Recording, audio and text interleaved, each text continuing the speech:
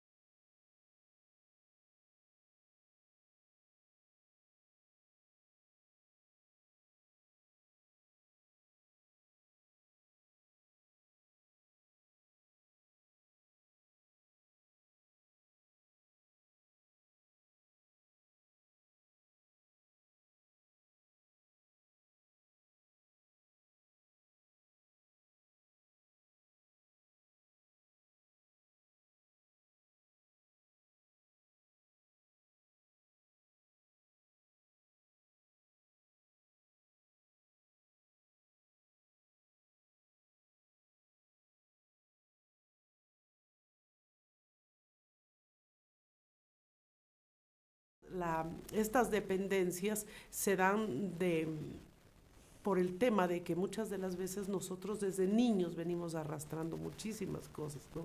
Son vacíos que existen. ¿Por qué? Porque el alcoholismo, porque las drogas, porque la comida, porque cualquier adicción que la que tengamos simplemente es la fuga de la enfermedad que sentimos o que tenemos nosotros. Ahora, eso que estamos señalando, esas dependencias que tenemos, si alguien depende de la comida para poder vivir, ¿cómo se manifiesta? En el exceso, Sí, comer y comer y comer demasiado porque ya es una ansiedad que existe, ¿no? Es una ansiedad, es una y al comer desesperación. se baja la Exactamente, es ansiedad. lo mismo que existe con el alcohol, es lo mismo que existe con las drogas, es lo mismo que existe con el sexo. Así lo he tratado, así lo he palpado yo, Ajá. así lo he visto en compañeros, en personas con las que Pero he dicen que, conversado. a ver, señalábamos aquí que la condición de alguien que es adicto al alcohol es diferente que el que es adicto a la comida, por decir algo. Uh-huh. ¿En qué se manifiesta esa diferencia? En el hecho mismo del comportamiento. Ajá. ¿Sí? Por ejemplo, una persona que es adicta a la comida quizás es más sumisa, es más callada, es más tranquila, es más depresiva, quizás podemos Ujú. decirlo así, que un alcohólico. Un alcohólico, el alcoholismo, perdón, el alcohol, como quien dice, saca a relucir todo lo que nosotros tenemos reservado. Por eso yo entendí o puedo ver que las drogas, la líquida, por ejemplo, con la sólida es muy Ya, diferente. la Las, condición de alguien que consume una droga, digamos el alcohol, también es diferente al que consume drogas que son sintéticas o que son claro, sólidas, ¿no? porque por ejemplo, las drogas reprimen, encierran. Por ejemplo, un adicto a las drogas sólidas generalmente se esconde para Ah, consumirlas. ya. ¿Ya? ¿Por qué? Porque tienen pánico por el miedo, por el susto, porque les ocasiona un montón de situaciones. El alcohol no. El alcohol saca a relucir muchas cosas. Por eso, no sé si usted ha visto o ha pasado que hay gente que va por la calle borracha, que baila, que grita, que yo vulgarmente sé decir que auspicia el ridículo muchas de las veces en muchas personas ya, cuando se sale de las manos. Y es muy complejo el tema, por supuesto, del alcoholismo, porque siempre en situaciones ya mucho más allá, quizás del daño que nos hacemos nosotros, cuando el daño ya es más allá, es siempre, yo he dicho, cuando hay un alcohólico en casa, uno tiene que tener mucho cuidado por ciertas situaciones de violaciones, de situaciones complejas que pasan hoy en día. Que el alcohol permite o hace que el individuo entre en ese tipo de actividades, ¿no es cierto? Porque estando en sus 5 sentidos o sin la ayuda del alcohol, no hace eso. Claro. No haría eso, ¿no? Exactamente, o sea, es que el alcohol saca, como le digo, a relucir muchas cosas. Es decir, eso, la parte, incluso hablando ya más fuerte, hasta la parte sexual. La sube, ¿sí me entiendes? Entonces, sí. Por esa parte yo de lo que he analizado y de lo que se sabe, ¿no? Ahora, por eso tiene mucha razón eso de que entre el matón y el cobarde solo media la resaca nomás, ¿no? Exactamente, sí. Así es. Ahora, este proceso de adicción es una cuestión de carácter social, biológico, psicológico, ¿por qué se da la adicción? Claro, o sea, ahora hoy por hoy está declarado el alcoholismo como una enfermedad, ¿sí? Está declarado como una enfermedad y por el Dejamos un poquito más acá. Ok. Ya, está declarado como una enfermedad, ¿sí? Mundial, el alcoholismo, ¿sí? Entonces, el alcoholismo, pues, empieza, o sea, lo hablo por mí, ¿no? En mi tema. Mi casa no consume nadie. Mis padres no son consumidores, mis hermanas no son consumidoras, pero yo soy alcohólica en recuperación. Entonces, por ejemplo, esto no es que los patrones, digamos, de casa se dieron y todo. Quizás era un patrón que yo venía, no sé, de dependencia, que se viene arrastrando muchas de las veces de atrás de familia, ¿sí? Entonces son ciertas características que hacen que vayamos hacia ese camino. Pero no es una cuestión, no es un factor único el que desemboca en el proceso. Por supuesto, de la adicción, exactamente, ¿no? Porque, por ejemplo, en una casa puede haber un alcohólico, ¿no? Que maltrata a un hijo. Y puede que un hijo tome ese tema o ese ejemplo para decir, oye, no voy a ser alcohólico. No, yo al menos conozco de gente que proviene de hogares por supuesto, que sus padres o su madre son alcohólicos y ellos no han probado un solo. Pero hay otro hijo que dice por resentimiento, por dolor, por vacío, por ese tipo de cosas, dice, oye, me afecta, por rabia muchas de las veces, por vacíos, por sentimientos causados de esa manera. Porque se dice un poco que esto de las adicciones se disparan, nadie sabe cuándo ni cómo, ¿no? Exacto. Porque puede ser que se tome una copa de licor y se dispare su problema de alcoholismo o tome algunas copas y no pase absolutamente nada. Claro, es que depende de la alergia física que exista en nuestro cuerpo. Por ejemplo, en los alcohólicos existe el tema y se ha tratado porque lo hablamos dentro de unos programas que nosotros llevamos. Entonces se dice que la obsesión que nosotros tenemos como adictos es algo que uno sí lo puede manejar. La alergia física que existe en nuestro cuerpo, no. Por eso el alcohólico cuando está en recuperación o el adicto que está en recuperación no vuelve a consumir porque no lo puede manejar, porque el cuerpo nos exige seguir. Es como, y ponen varios ejemplos donde dice, por ejemplo, que una persona que un diabético no puede consumir azúcar claro. Y no debe, porque si lo hace puede caer en un coma diabético, ¿sí? Nosotros tomamos y exige más y más y más y más y más. Por eso hay un lema que nosotros tenemos, dicen que una es demasiado y 1000 no son suficientes. Entonces, por eso es nosotros... preferible no, por supuesto, nunca. Claro. Y eso para todas las adicciones. Exacto, así es. Ahora, en este caso, cuando hablamos de las adicciones a sustancias sólidas, ¿el proceso de recuperación va por los mismos caminos o difiere o es diferente ese proceso? Claro, o sea, existen, se manejan de la misma manera, ¿no? Porque el asunto, como yo le comentaba, es más emocional que nosotros manejamos. porque tratamos de diferentes maneras, bueno, el tema de para podernos ir recuperando. Me permito interrumpir un segundo, estamos siendo vistos en Canadá, nos mandan saludos desde allá, gracias a Pedro Montero, desde General Villamil Playas, también nos mandan saludos Manuel Alarcón, qué bueno que podamos llegar a diferentes partes. Sigamos, entonces, decíamos, el adicto a sustancias sólidas no tiene la misma, no hay cómo hacer el mismo proceso que el adicto al alcohol. No, o sea, es lo mismo, o sea, se maneja de la misma manera, por eso existen unos procedimientos que nosotros manejamos, unos programas que nosotros Pero hay manejamos. algunas partes que difieren lo uno de lo otro, ¿o no? En las, llegamos más profundamente quizás en las actitudes que se tiene, un alcohólico con un drogadicto. Así. Son diferentes las actitudes. Sí, o sea, de lo que se conversa, de lo que hemos analizado, o sea, en conversando y todo, sí, yo personalmente pienso que sí, hay diferencia. Ahora, para el proceso de recuperación, ¿qué es lo primero que se espera del adicto? Que tenga buena voluntad para querer recuperarse. Porque hay programas en donde yo he visto, he oído, que al adicto lo llevan a la fuerza, a los centros de rehabilitación. Claro, exactamente, sí, y eso está muy de moda. Pero sí vale eso, cuando usted me dice que haya buena voluntad, pero sí vale eso que lo lleven en contra de la voluntad de él a estos centros de rehabilitación. Exacto, es que eso es algo que siempre está, como quien dice, en conflicto, ¿no? Pero, por ejemplo, existen grupos de recuperación, ¿no? De narcóticos anónimos, de alcohólicos anónimos existen, ¿no? Que de hecho son los que se basan en eso y, por ejemplo, la gente llega ahí por buena voluntad, o a veces los llevan, ¿no? Entonces hay gente que, en mi caso, pues yo no tuve necesidad de ingresarme a una clínica, aunque lo deseaba, porque no podía, no sabía, porque es causa de una ignorancia muchas de las veces para el consumidor, mucho más para la familia. Entonces se vuelve una ignorancia que yo no sabía cómo. Y también adicionalmente a eso hay una especie de estigma social. Por supuesto, y la vergüenza, y que la familia, y más aún en una mujercita que es más señalada, más denigrada quizás en ese aspecto.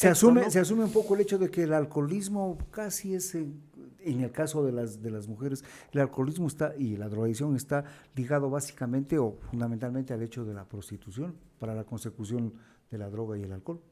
Bueno, o sea, usted sabe que lamentablemente pues en ese tema, ¿no? Que usted lo comenta, es mucho más abierto, es mucho más, está ahí expuesto. ¿Sí? O sea, está ahí en la calle y obviamente, pues, usted sabe donde hay ese tipo, lamentablemente, de situaciones, es inevitable poder decir que lo van a controlar. No hay cómo, Claro, es que es algo que usted se ha visto, por ejemplo, aquí, que hacen redadas, y es imposible. Por eso siempre nosotros decimos que las drogas, el alcohol y todas las cosas siempre van a estar ahí, depende de mí. Están a 70 centímetros, ¿no? Exactamente, por eso decimos que todos estamos a la misma distancia de la misma copa. Sí, ya depende de cada uno. Por ¿no? supuesto, Ahora, así es. Volvamos al tema. Decíamos entonces que para el proceso de recuperación tiene que haber primero la buena voluntad del que está enfermo para quererse recuperar. Y quizás, perdón, es pasarle el mensaje. Nosotros pasamos el mensaje, le comentamos, ¿no? De que si hay una manera de recuperarse. Sí hay, o sea, no es que no hay, porque muchas de las veces el alcoholismo o la drogadicción hablemos de aquí, está generalizado en muchísimas cosas, ¿no? Pero si hay una solución, entonces uno comparte, uno comenta de que la gente sí se puede recuperar, ¿sí? Pero hay que saber, hay que entender, porque yo le digo que este es un tema mucho más de ignorancia a veces. Aquí hay un comentario que me parece muy interesante y que lo quiero leer, dice... nos dice Manuel Alarcón, muy valiente la panelista, no es fácil abordar ese problema con tanta solvencia y seguridad. Eso es para usted. Muchas gracias. Nos dicen asimismo Rita del Rocío Montaño, felicitaciones por abrir un tema tan importante como el alcoholismo. Gracias por usar conciencia y brindar información útil para quienes buscan mejorar su vida.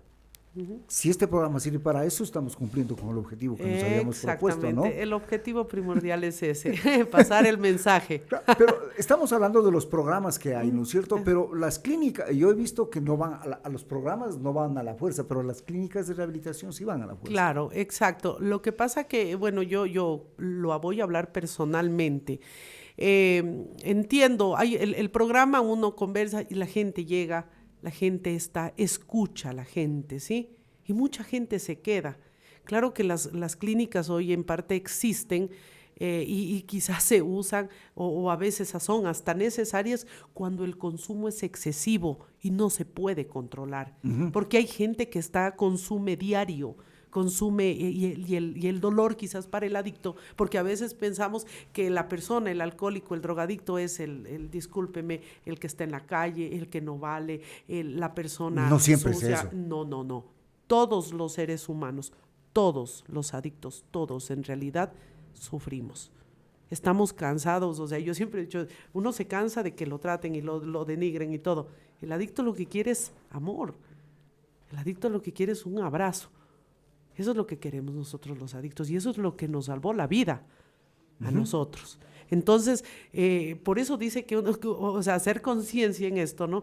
Es bien fuerte, es bien fuerte, porque un adicto cuando se recupera salva a toda la familia, así como cuando está consumiendo la hunde a toda la las adicciones hunden familias, ¿no? Por supuesto. Y retomando lo que usted me decía de las clínicas, entonces, por supuesto, a veces es necesario ingresarlos, porque tienen un tiempo, generalmente cumplen un tratamiento de 3 meses y en mujercitas de 6 meses, Ajá. ¿ya? Entonces, donde, por supuesto, educan, existen en algunas, por supuesto, no en todas, pero en algunas que yo he conocido existen psicólogos, sexólogos, psiquiatras, el trato como es, pero siempre se manejan con un programa dentro de... Ahora, la actitud del Estado frente al problema de las adicciones, ¿es la adecuada o no es la adecuada? No, yo creo que no, porque no existen en los colegios, en las escuelas, en muchos lados, en las instituciones. Hablar de temas de prevención, no las hay. Es raro quizás, y si a veces se propone... ¿Les parece tan absurdo? Yo estoy en un proyecto para proponer en un lugar específico de aquí de la provincia un tema de prevención, porque yo he estado en esa provincia y hay muchísimo alcoholismo en las mujeres y cogen y obviamente las llevan a clínicas y todo, pero no es el tema, o sea, el tema sí se puede evitar, se puede conversar, o sea, se puede ayudar, o sea, la ayuda existe. La ayuda hay y la gente sí se puede recuperar, es llegarles a la persona. Pero digo, en todo este proceso de recuperación y todo lo demás, el Estado no juega ningún papel, entonces no hay ese apoyo y aporte del Estado. Claro, yo algunas veces en algunos lugares que he ido, he compartido, han llegado personas del Ministerio de Salud y han dado charlas, como que hay algo de ayuda, pero no como debería ser. Pero las charlas no son muy académicas, no son muy o sea, más conceptuales, es decir, la droga se conceptúa de esta manera, la adicción se conceptúa de esta manera, pero no hay procesos vivenciales, me parece. Exactamente, es que ese es el tema. El tema es, por eso dice que cuando las personas llegan a un programa de recuperación, se levantan, nosotros decimos ahí, se paran y deciden quedarse, es por la experiencia.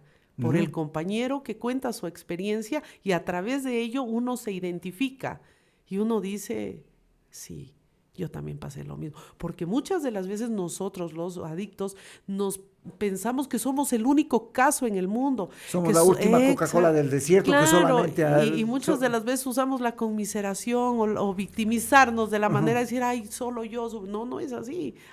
Aquí existe muchísimo alcoholismo y aquí mismo en Loja. Pero eso se ve cuando van a los grupos, a estos grupos de recuperación y de ayuda, ¿no? Por supuesto. Se dan cuenta de que no son los únicos que han estado en ese problema, sino que hay muchos más. Claro, y entonces entra el alivio y la tranquilidad y dice, si él puede, yo también puedo. Claro, ¿no? Y Sí. algunas personas han dicho, si ella como mujer pudo, ¿por qué yo no voy a poder como Un varón? poco entra el proceso de comparación, ¿no? Por supuesto. Y qué bueno que la gente se compare con alguien y diga sí, yo sí puedo porque ella pudo o porque él pudo. claro, y es algo que a través de eso la gente empieza a caminar y empieza a avanzar y el proceso empieza a continuar de cambio.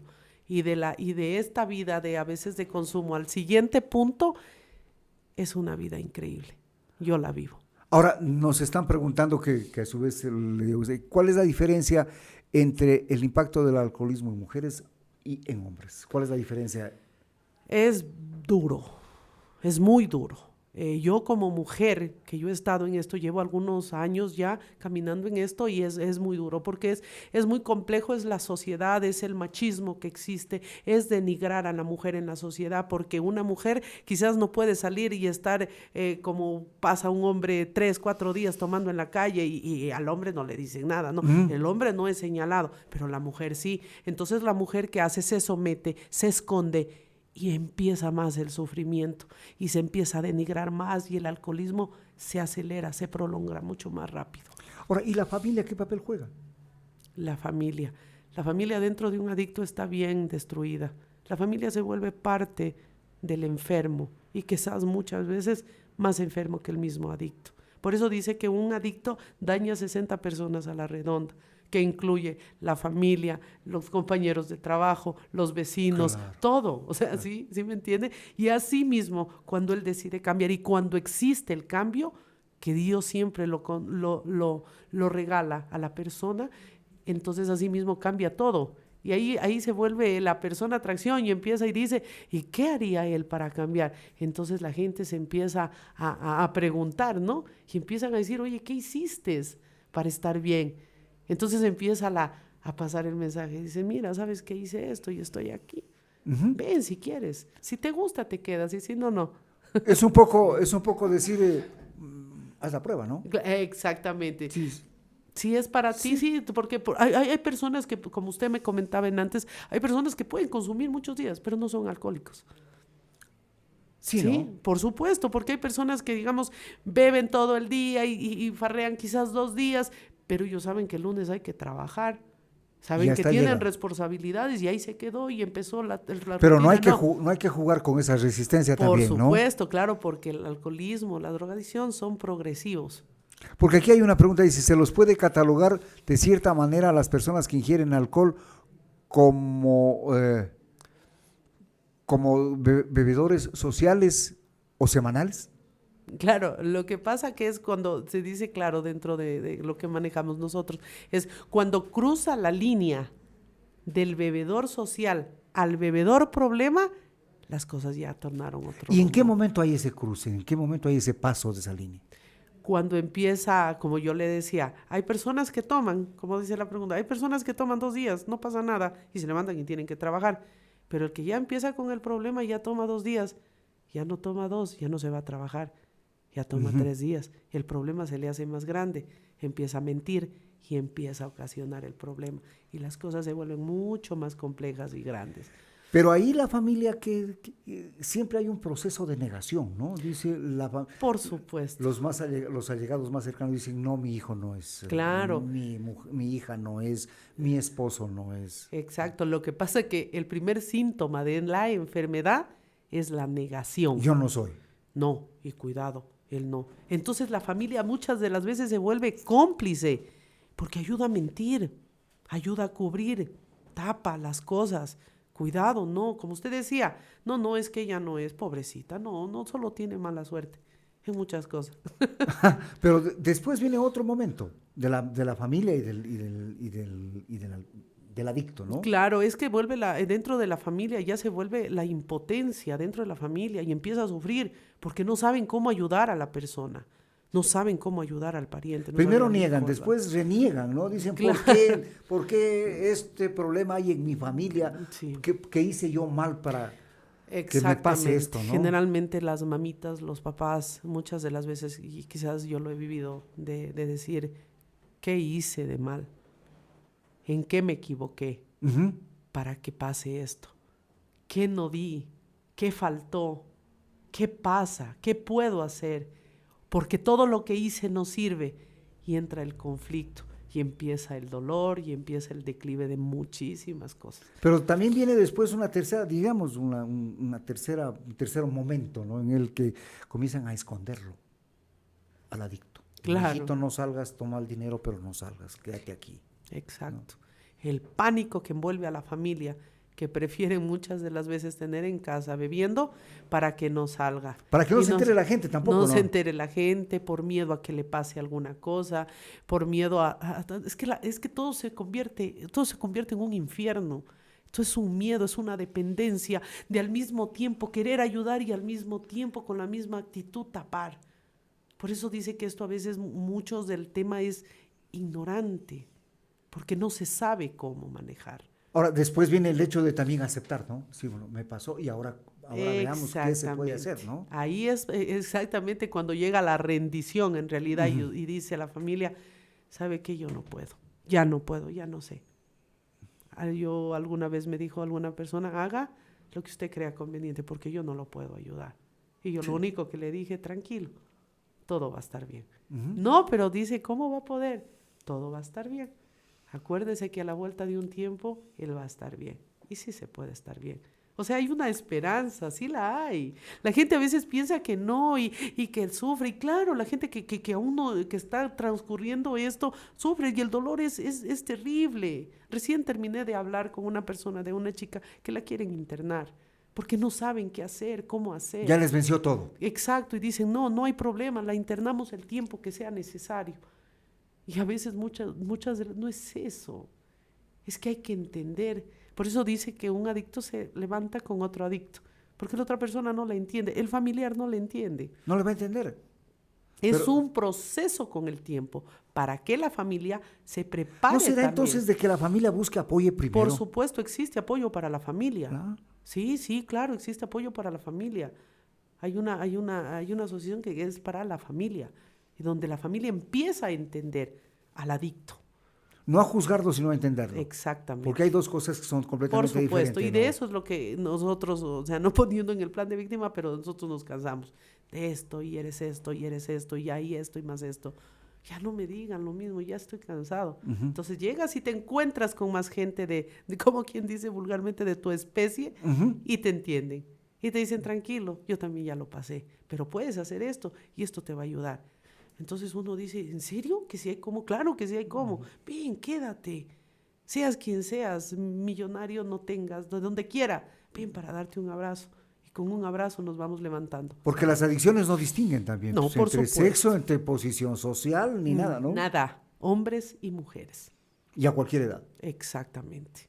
Porque Está latente, está presente. así es, porque yo decía entre mí, mis defectos empezaron a explotar en mi alcoholismo a los 21 años, el mío, y yo tomaba desde los 14.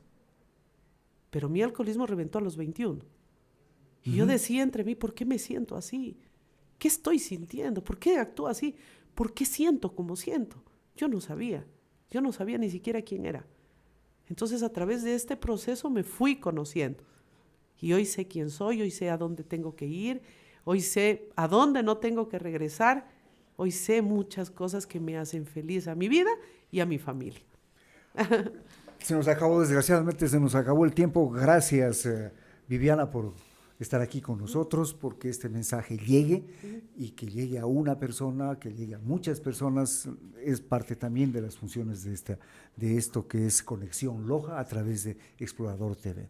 Nos volvemos a ver en una próxima oportunidad. Gracias por estar aquí. Muchísimas gracias. Vamos a una pausa, volvemos.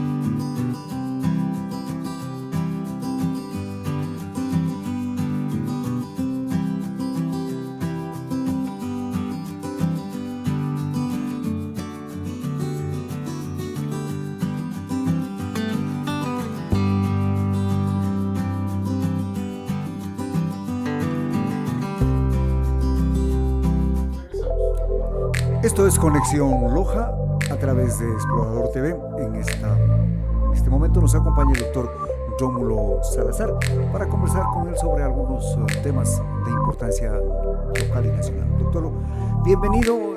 Esta es la semana en donde se celebran las jornadas de no violencia contra la mujer y la familia. Pero hay un caso que para mí me parece y me resulta que es icónico, y es el caso de la posición del juzgamiento a la vicepresidenta de la República, la señora Abad, independientemente de su condición ideológica y política. Lo que están haciendo con ella es una muestra de violencia política, ¿o no? Bienvenido.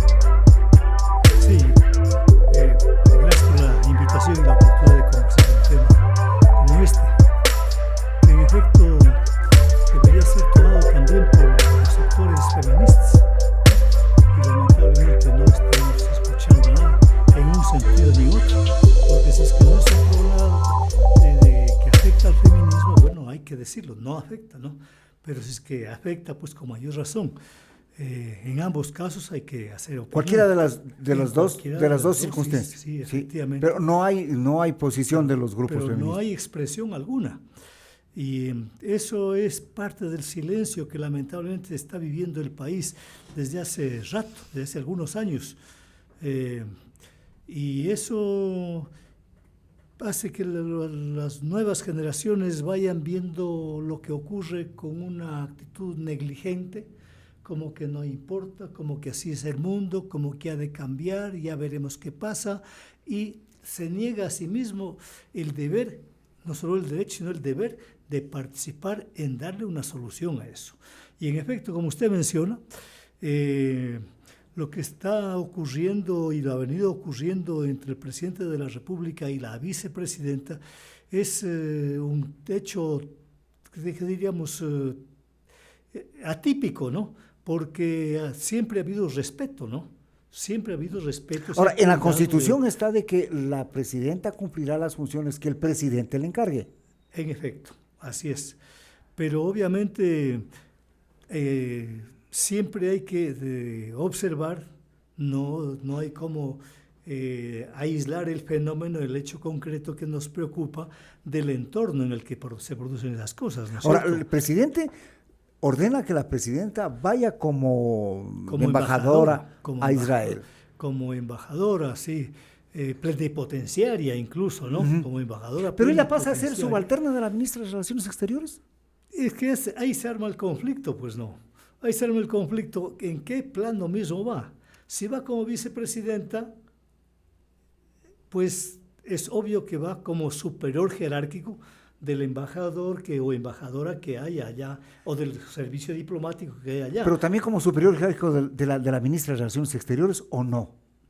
Pero también como superiora claro, es superior de la ministra de Relaciones Exteriores. Superiora de ella y superiora del embajador o embajadora claro, de ella está por encima de todos los ministros, tiene una jerarquía superior a la que tienen todos los ministros. Su jerarquía solo es inferior ante el presidente de la República, que es quien le faculta, quien le dispone en qué actividades debe intervenir.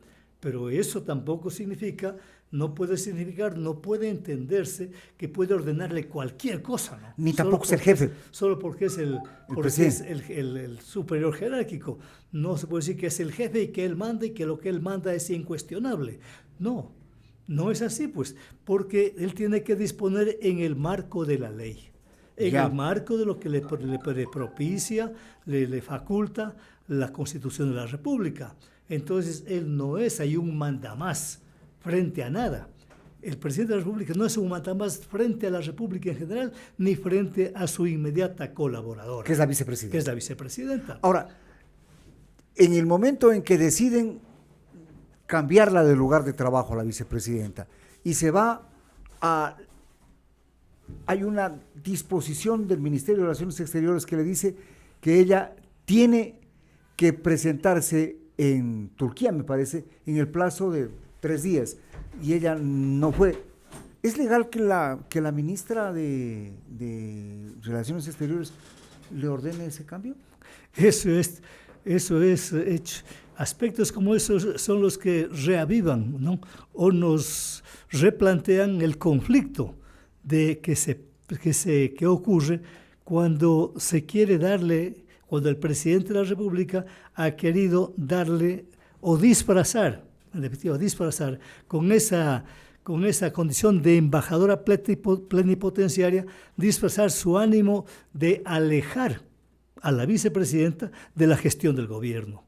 Porque de acuerdo con la norma constitucional, que podemos encontrar eso a partir del artículo 141 y demás disposiciones subsiguientes, que ella es, por expresa disposición de esa norma, después del presidente, ella es parte, junto con los ministros de Estado, son parte del Ejecutivo. ¿Ya? Entonces, ella, si es el reemplazo del presidente de la República, si ella es quien debe subrogarlo, ¿no? Y ella es la única que puede subrogarlo, estando él ausente, pues entonces ella está por encima de los ministros. Y mal podría ser que la ministra de Relaciones Exteriores le ordene a la vicepresidenta, así, le ordene. No, eso no puede ser. Eso resulta como consecuencia de lo disparatada que es la decisión del presidente de la República de mandarla a la vicepresidenta como embajadora, porque la está rebajando de la condición de vicepresidenta y la está poniendo bajo las órdenes o bajo la posibilidad de que funcionarios subalternos a ella le den órdenes a ella. Pero eso ha sucedido. Incluso le siguen un juicio en donde la suspenden. No es que la destituyen del cargo porque no podrían, pero la suspendieron 150 días y el presidente, con esa decisión tomada por un empleado del Ministerio de Relaciones Laborales o del Trabajo, ya nombró una vicepresidenta. Sí, es realmente un escándalo internacional. Es un escándalo mundial lo que este rato está ocurriendo a partir de las decisiones y de las circunstancias que crean las decisiones y están creando las decisiones del presidente de la República al tratar a la vicepresidenta en la forma como la ha tratado, al disponer la forma como dispone, al asignarle tareas que no le corresponden, pues. Es que no puede, incluso desde el punto de vista de qué objeto tuvo el enviarle allá, qué objeto. Y eso también al mundo le sorprende. Ahí, en definitiva, ¿quién está quedando mal? En primer lugar, el presidente de la República. Perdónenme la ciudadanía, pero está quedando como un ignorante. Es como un hombre que no tiene idea de nada. No tiene nociones de lo que es un jefe de Estado. No tiene nociones de que él tiene una normativa en la que tiene que ajustar sus decisiones. Que no puede decidir las cosas solo porque es el dueño. Porque él no es dueño de nada, pero parece que algunas personas, cuando les otorga un nombramiento, como en este caso el de jefe del Estado... Logran una elección, ¿no?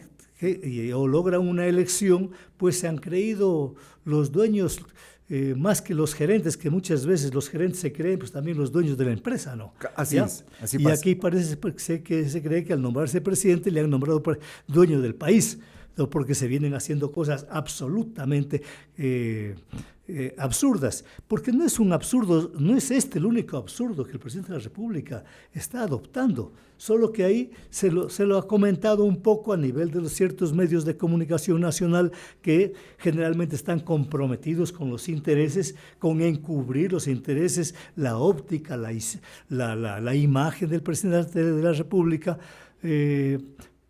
para que el pueblo no se decepcione más rápidamente, ¿no? Y le pueda dar y aspirar a que le vuelva a dar el voto en este proyecto electoral. Pero lo que se hizo, por ejemplo, en la cuestión de Olón, allá en el norte... Esa sí es otra historia, pues, ¿no? Claro, mire... Dentro del mismo... Entre marido y mujer. El marido presidente le entrega concesiones y le hace entregar concesiones por sus inmediatos colaboradores para que la señora se apodere de una entidad que ni siquiera es disponible de libre disposición del Estado, porque es un ámbito de protección ecológica.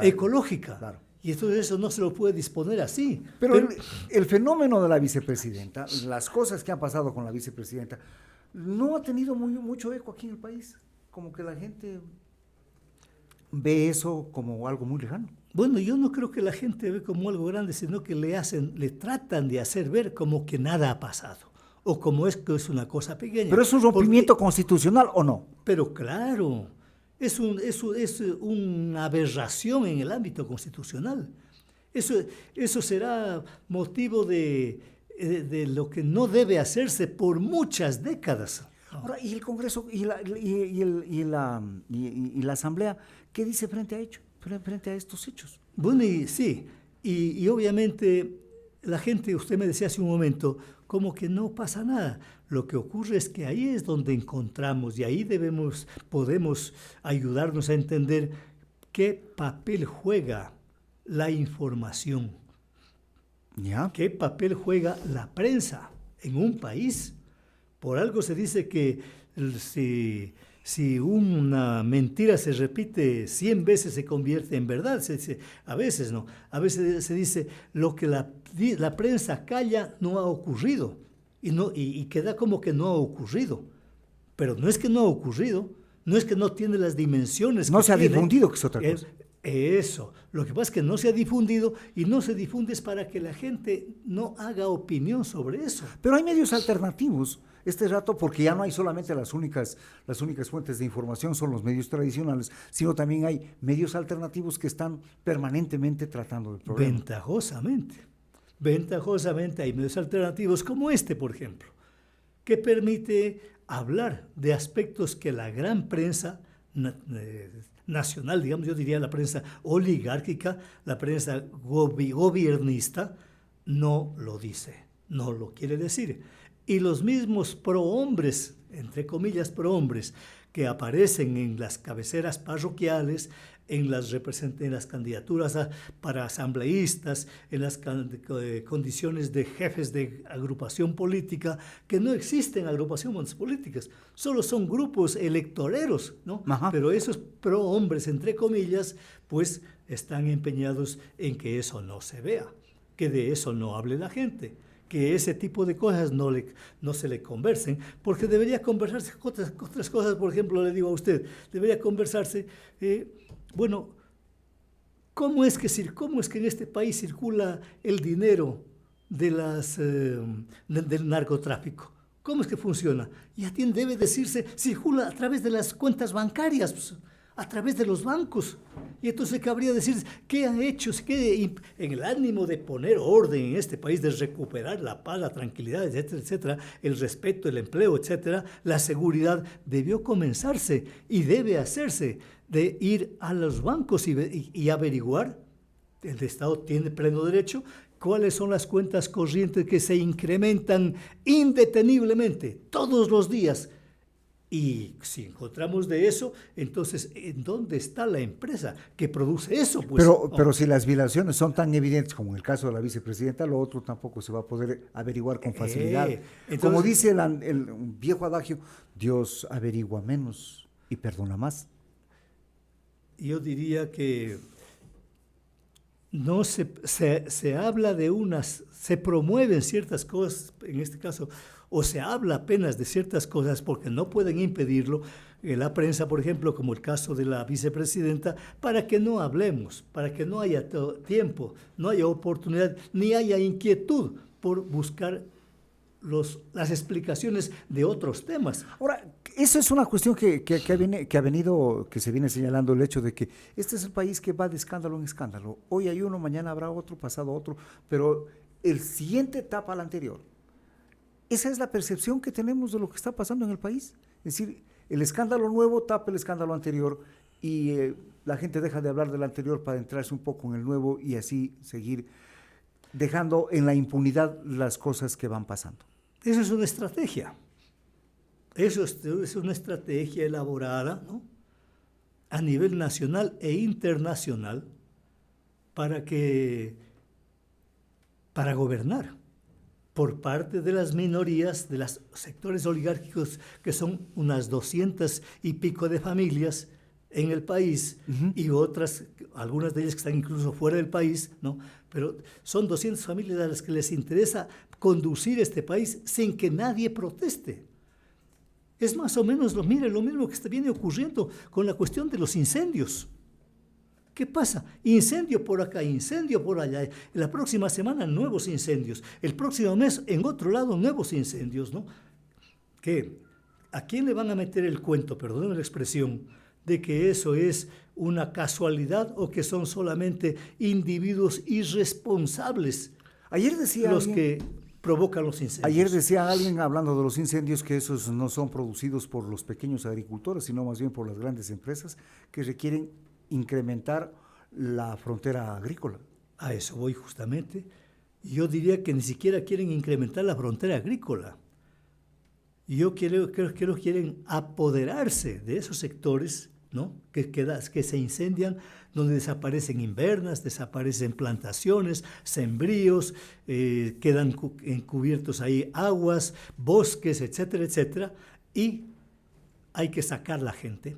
Le están corriendo a la gente del campo, a aquel pequeño productor, a aquel mediano productor. Lo obligan a salir al centro poblado más cercano. Lo obligan a irse porque ya no tiene objeto de quedarse ahí, se le incendió el cafetal, ¿no? Y eso demora 5 años. Y eso demora 5 años, y es que este rato vuelvo de inmediato a sembrar el café, a cuidarlo, pero no tengo ni para pagar las deudas que tengo que cubrir, ni tengo capital para ponerme a sembrar. Y la tierra todavía está caliente. Y hay que dejar que la tierra también Se enfríe. Entonces, y no hay el capital. Entonces, que el Estado debería asumir, respecto de Loja, ya debería haber un programa de inversión de capital público y de capital privado. La banca privada para recuperar debe ser, si usted quiere, obligada, hablemos con claridad, se quiere obligada a poner una cuantiosa suma de dinero para que los campesinos de Loja, que pueden ser 50,000, pueden ser 100,000, tengan cada uno de ellos siquiera $50,000 como crédito para empezar con su pequeña huerta. Pequeña huerta. Con esos criterios, doctor, usted no va a llegar a ser nunca presidente ni superintendente de bancos. Es que no se trata de eso, se trata de llegarle a la gente a que ella se informe de qué es lo que debe requerir del gobierno, qué es lo que debe requerir de las fuerzas que llamamos productivas, ¿no? ¿Qué es lo que deben hacer, por ejemplo, no digamos solamente a la banca? ¿Qué deben hacer los gremios profesionales? Deben estar callados, por ejemplo, los abogados frente a las barbaridades que viene ocurriendo de las violaciones de la Constitución, cuando se firman convenios con Estados Unidos para entregar las Galápagos. Debería quedarse callado, por ejemplo, el Colegio de Abogados. Debería quedarse calladas como está callada también las facultades de jurisprudencia. Deberían quedarse calladas las universidades como están calladas. No, pues. Pero doctor, este tema de la vicepresidenta resulta ser no uno, sino uno de los tantos problemas de no acatamiento a lo que dispone la Constitución. Eso, lo que estamos conversando, ¿no es cierto? Estamos intercambiando opiniones, nos permite ver que el asunto de la vicepresidencia, en definitiva, siendo un grave problema que se rompe la Constitución, ¿no? Es uno de los tantos. Uno más. Y quizá uno más, no uno de los más grandes que tenemos.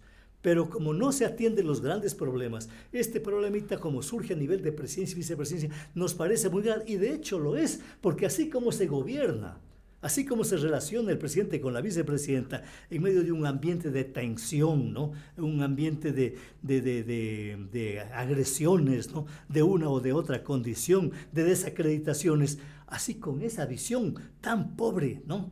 Tan ordinaria, tan vulgar, se está conduciendo los negocios del país. Los destinos de la patria. Los destinos de la patria.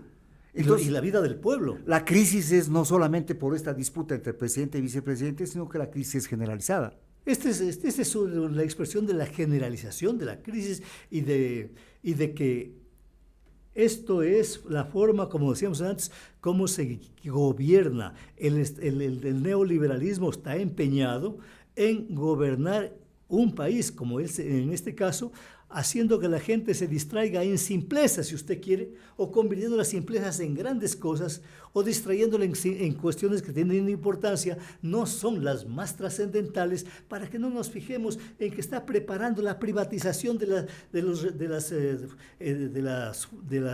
infraestructura energética del país. No. Se va a eso. ¿Ya? Pues estos se van para allá. Hacia allá van. Lo que pasa es que con el gran problema que se construyó con la destrucción que estuvieron armando poco a poco, con la desacreditación que estuvieron haciendo, que no creyeron que iba a tener semejantes resultados. No se les ocurrió a los que estaban organizando desorganizando el sistema energético, no se les ocurrió que iba a ser de semejantes significación y que incluso les iban a fallar las barcazas que traían para que la gente sintiera lo menos posible el problema. Hasta eso les falló. Entonces, bueno, lamentablemente los movimientos sociales, la movilización hay un marasmo social, general de la sociedad eso. también. Es que las dirigencias de todos los sectores han desaparecido, incluso en cuanto a su identificación política. Siempre conocimos al movimiento estudiantil como una tendencia de izquierda, Sí. de oposición a los gobiernos, aún a las dictaduras, por más groseras que eran, brutales que eran incluso para la represión, siempre el movimiento estudiantil estaba ahí. Y también el movimiento sindical se desaparecía junto con los estudiantes. Eso ya no hay ahora. ¿Ya? ¿Y dónde están esos dirigentes? Incluso han dejado perder hasta los locales sociales que tenían comprados, adquiridos desde hace décadas. Los han perdido porque han endeudado y luego se han endeudado, no saben que gastaron la plata y luego no pudieron pagar esos créditos, se quedaron sin edificio. Entonces, a ese nivel ha llegado la dirigencia, y que a la izquierda le ocurra eso, a lo que se conocía como la izquierda, le ocurre eso. Y obviamente, pues ahí ya no hay izquierda, ¿no es cierto? Ya. Pero tampoco hay entonces la posibilidad de reclamar y entonces no se ve una luz al final del túnel. Entonces, las fuerzas que deben o van a dirigir la resistencia, la oposición y el rescate y recuperación del país tienen que ir surgiendo desde esta época, a partir de los saldos que tenemos buenos todavía desde el pasado. Porque siempre queda algo, ¿no es cierto? Queda de la misma madera, se dice, se hace el tirajeve, ¿verdad? Sí. ¿Ya? Entonces, esa ausencia de dirigencias, ¿no? Obviamente tiene que ser reemplazada, pero no va a ser fácil, ni rápido, y menos si solo hay interés en ganar votos, en obtener votos sin movilización social. Eso es una tremenda equivocación. Vea, yo creo que cualquiera que sean los resultados electorales, estoy convencido de que el Consejo Electoral entregará el triunfo a la derecha. Cualquiera sean los resultados. Cualquiera que sean los resultados, el triunfo lo entregará a la derecha, porque no se va a dar el lujo, el imperialismo, las oligarquías, sectores más retardatarios de la economía y de la política del país, no se van a dar el lujo de que venga otro fenómeno que los asuste, como los asustó el régimen de Correa. Y no es que Correa todo haya hecho bien. No. Hizo algunas cosas bien, pero también hizo algunas muy mal. Indebidas, muy mal. Como por ejemplo el haber renunciado a las 200 millas de mar territorial, quedándonos apenas con 18. Con 18 creo que es millas, ya. Cuando habíamos luchado unas 2 generaciones, habíamos luchado siempre defendiendo las 200 millas. Millas de mar territorial. Ya. Pero pero ese tipo de cosas que hizo Correa, las buenas y malas también, generó susto en el imperio que impiden que hoy se vea la posibilidad de que un grupo, el progresismo, vuelva a triunfar. Claro, lo que hizo Correa, incluso que la gente se ha olvidado, ¿no? Mire usted, hasta antes de Correa la gente no quería jubilarse en el empleo que tenía.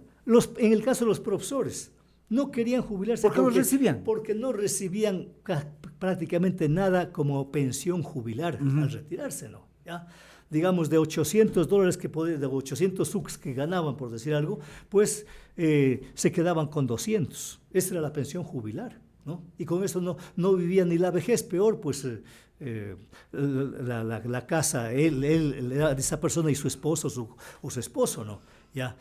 Y el seguro, al seguro había que ir llevando, cuando se enfermaba alguna persona, algún familiar, había que ir llevando las sábanas, porque no habían sábanas, sino estaban rotas, escarmenadas. Había que ir llevando la vajilla, había que ir a comprar las medicinas que le disponían a uno en el seguro, porque la plata no se la utilizaba realmente lo que había que utilizar. Con el presidente Correa es obvio, aunque les duele a algunas gentes, hay que reconocer que eso cambió. Subió un sueldo realmente de oír.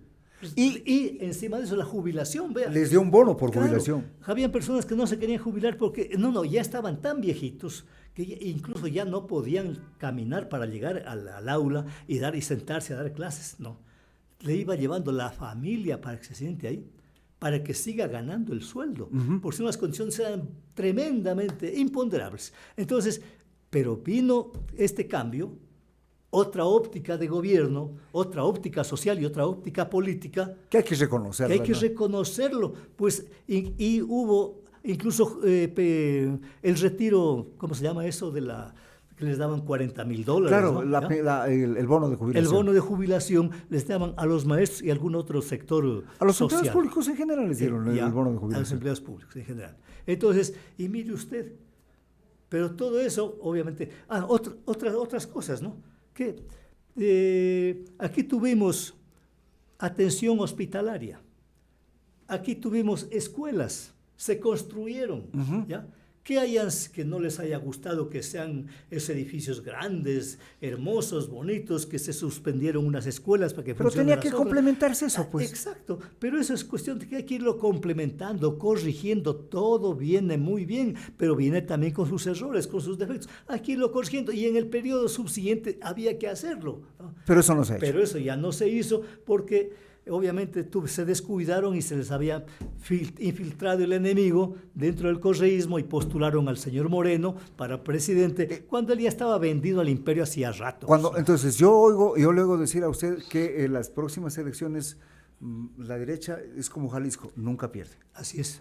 Mire usted, ¿cuántos presidentes de la República han sido asesinados en América Latina por no haber obedecido las órdenes del Departamento de Estado norteamericano? Aquí en el Ecuador.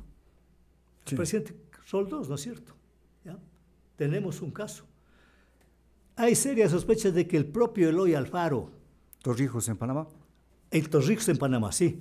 El propio Eloy Alfaro fue también programado su asesinato con la Iglesia Católica y con la derecha, ¿no?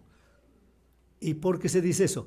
Porque las dos embajadas, norteamericana y la inglesa, se comprometieron cuando Alfaro se entregó a darle el asilo. Allá en Guayaquil, sí. A darle el asilo, y finalmente no le dieron. No, a darle seguridad. Sí. A darle seguridad que no iba a pasar nada con su vida, que iba a ser respetado. Eso le ofrecieron esas dos embajadas. Cuando llegó a Quito, las embajadas no aparecieron por ninguna parte. Así es. Y más bien aparecieron la gente que había sido envenenada para ir a sacarlo. En el rato que llegaba, no es que esperaron al día siguiente, no es que esperaron a la noche. El rato que llegaba, ese mismo día lo asesinaron. Peligra entonces la democracia. En los propios Estados Unidos, cuando los presidentes como Lincoln, por ejemplo, ¿no? Ya, que fue ahí, creo que son 5, no me acuerdo bien los nombres, pero son 5, ¿no? Y creo que incluso John Kennedy, exigían de que la banca debía pasar a ser dirigida por el Estado norteamericano. Eso no se dio nunca. Eso no se dio, justamente, y como ellos exigían eso, esos presidentes exigían eso, entonces, y no cejaban, entonces los finiquitaron de esa manera, para que dejen de molestar, que la banca siga siendo manejada por la propia banca. Así es. Entonces, ¿por qué hemos de pensar que acá no puede pasar le van a perdonar al señor Correa? No lo van a dejar volver ni a él ni a sus sucesores, si no moviliza a la sociedad, si no moviliza a la gente, enseñándole a saber por qué es lucha y qué es lo que defiende. Esto es Conexión Loja a través de Explorador TV. Suscríbanse al canal para continuar en esta tarea de informar sobre los problemas que en la ciudad, en el cantón, en la provincia existen y sus posibles soluciones. Agradecemos la presencia de Rómulo. Hoy nos vemos en la próxima oportunidad. Muchas gracias por su atención.